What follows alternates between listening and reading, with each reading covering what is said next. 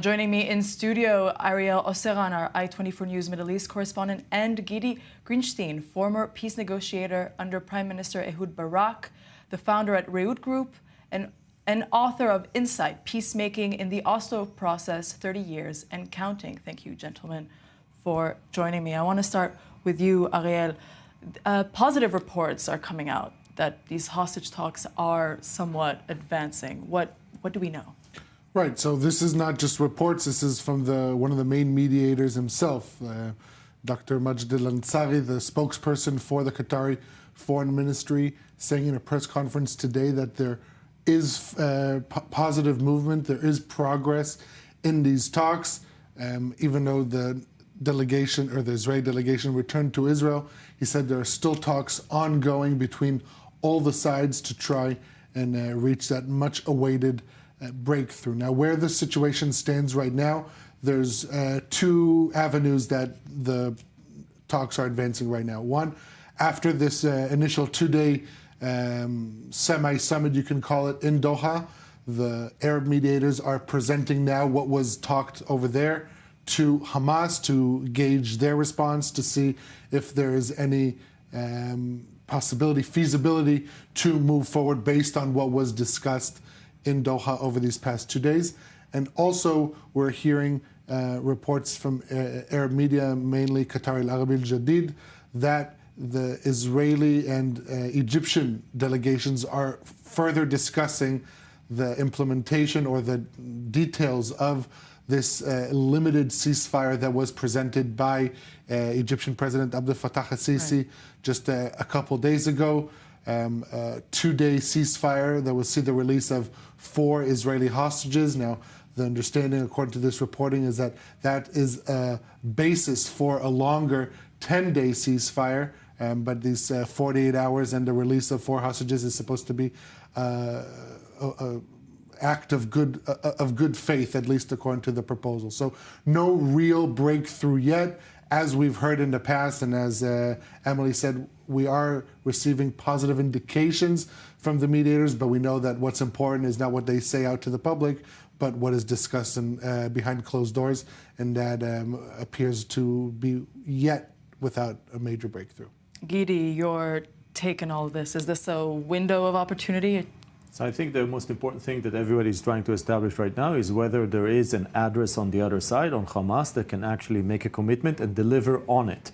This is really a key question here, because there was a total breakdown of the Hamas leadership in Gaza. Israel killed Yahya Sinwar. We have to remember that before, Israel's proposition to the Hamas leadership was, give us the hostages and then we'll kill you, which is not such a great incentive to do a deal.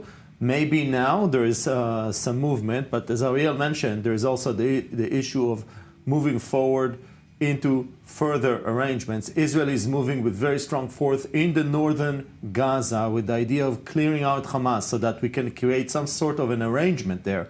There is an interim arrangement, and I believe that it will probably be part of the talks as well, connecting what we call the day after with the political horizon, the economic dimension of reconstruction with the political dimension, etc. So all of these things are probably being played out right now. We have to remember, one last comment I'll make is that shortly there is an election in the US, and it's totally not clear whether there'll be a decided president on November 6th. We may not know for weeks whether there is a president. I actually want to get to that point, because the US also proposed a partial deal, same as Egypt, similar to Egypt, rather. So is it even likely, if we zoom out of it, is it even likely that there could even be a full-fledged deal days before the US election?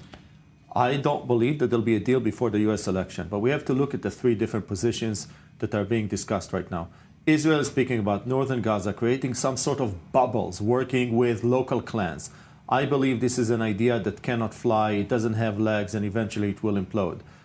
There's the UAE. The UAE is kind of leading with the idea of introducing an international force, but that force has to be introduced based on Palestinian invitation, which has to come from the Palestinian Authority or the PLO, with American backing, and with what they call an irreversible path to Palestinian statehood. So some sort of guarantee about the political horizon. And then you have the Americans. The Americans, we have Biden that has lost a lot of time. Biden has 2 more months in office, And he may leave office without presenting a political vision and a political plan. Right. Unlike Trump before him, unlike President Bush with the roadmap, unlike Clinton with the Clinton ideas.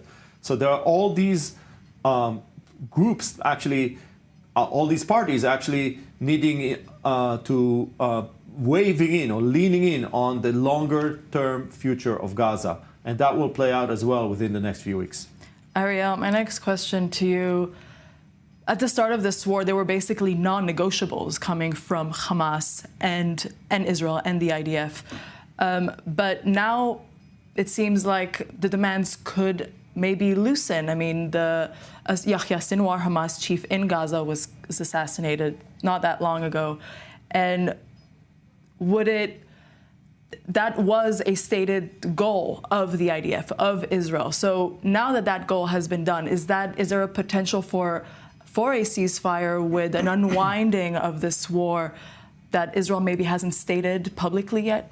Well, that really depends on who you ask, because if you ask the Americans and Israelis, they'll say, yes, the elimination of Sinwar, taking him out of the picture, can bring upon new opportunities in the negotiations, and that's why we're seeing what's happening right now, this renewed effort to restart the talks. But over the past day, you hear a different tone struck in Cairo and in Doha, saying that, in fact, the removal of a single leader who can make the decisions on his own, removing him from the field actually complicates the situation. That's the messaging coming out of Egypt and Qatar. Whether that's actually true or not, they know better than we do. But at the end of the day, we see that it definitely changed the situation, whether for better or for worse. I think it's too early to tell at this point in time. I do want to add two things. One, on the American effort, CIA Chief William Burns is expected to arrive in Cairo